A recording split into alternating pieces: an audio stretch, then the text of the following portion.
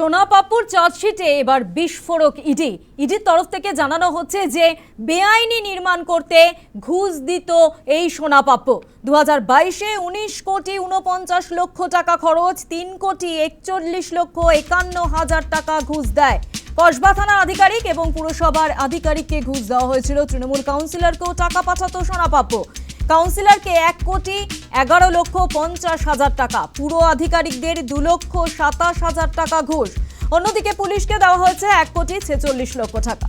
পুজোর ডোনেশন ও পার্টি ফান্ডে টাকা দিয়েছে এই সোনাপাপ্পু। ডোনেশন দেওয়া হয়েছে 55 লক্ষ 91 হাজার টাকা।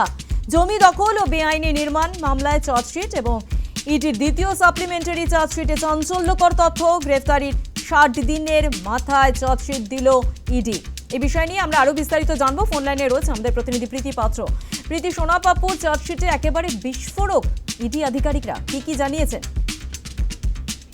একেবারে দেখো, ইডির পক্ষ থেকে ইতিমধ্যে চার্জশিট পেশ করা হয়েছে, সেখানে কিন্তু বিস্ফোরক সব তথ্য তুলে ধরা হয়েছে। যেটা জানা যাচ্ছে, 2022 সালে 19 কোটি 39 লক্ষ টাকা খরচ করে, 49 লক্ষ টাকা খরচ করে সোনাপাপ্পু।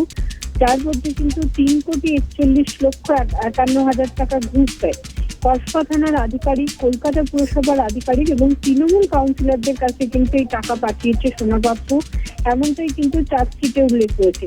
যার মধ্যে পুলিশকে দেওয়া হয়েছে 1 কোটি 46 লক্ষ টাকা, পুজোর ডোনেশন এবং পার্টি ফান্ডের টাকা দিয়েছে এবং তার পাশাপাশি তৃণমূল কাউন্সিলরকে কিন্তু 1 কোটি 11 লক্ষ 50 হাজার টাকা দেওয়া হয়েছে এবং কলকাতা পুরসভার আধিকারিকদের দেওয়া হয়েছে 2 লক্ষ 27 হাজার টাকা এবং ডোনেশন বাবদ দেওয়া হয়েছে 55 লক্ষ 91 হাজার টাকা। এর আগেই আমরা জানি যে এই বেআইনি নির্মাণ তৈরি করার ক্ষেত্রে সোনাপাপ্পু সাহায্য করেছেন শান্তনু সিনহা বিশ্বাস।